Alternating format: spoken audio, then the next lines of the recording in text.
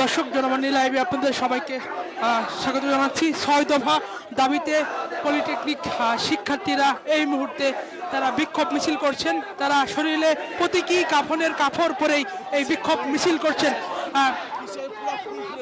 কুমিল্লায় পলিটেকনিক শিক্ষার্থীদের উপর হামলার প্রতিবাদ এবং শিক্ষার্থীদের 6 দফা দাবিতে কিন্তু আজকে ঢাকা পলিটেকনিক্যালের মসজিদ থেকে কিন্তু নামাজ পরবর্তী সময়ে এই বিক্ষোভ মিছিল শুরু হয়। দর্শক সেটি আপনাদের জনমনি লাইভে দেখানোর চেষ্টা করছি।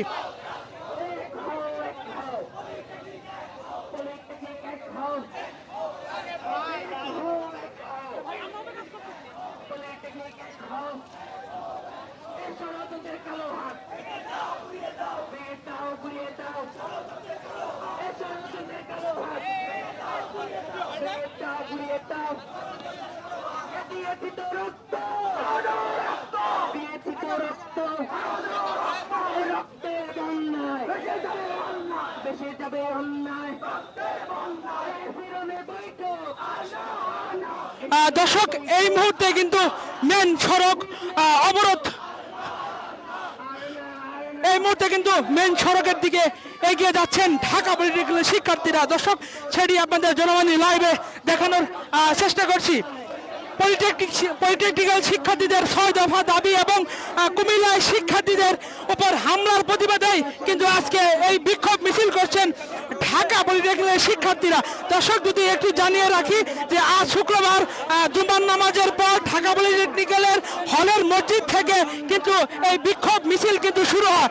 এই বিক্ষোভ মিছিলের মাধ্যমে তাদের যে 6 দফা দাবি রয়েছে সেই 6 দফা দাবির কিন্তু তারা উপস্থাপন করছেন এবং কুমিল্লায় যে শিক্ষার্থীদের উপর হামলা হয়েছে এর সাথে সংশ্লিষ্ট বিচারের দাবিও কিন্তু পলিটেকনিক্যালের শিক্ষার্থীরা জানাচ্ছেন।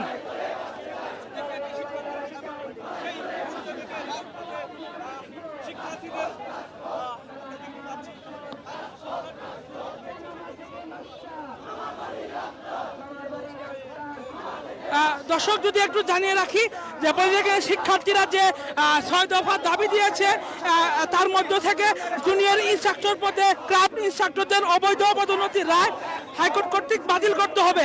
ক্রাফট ইনস্ট্রাক্টরদের পদবি পরিবর্তন মামলার সঙ্গে সংশ্লিষ্টদের চাকরিচ্যুত করতে হবে। 2021 সালের রাতের আধারে নিয়োগপ্রাপ্ত ক্রাফট ইনস্ট্রাক্টরদের নিয়োগ সম্পূর্ণভাবে বাতিল এবং সেই বিতর্কিত নিয়োগ বিধি অবিলম্বে সংশোধন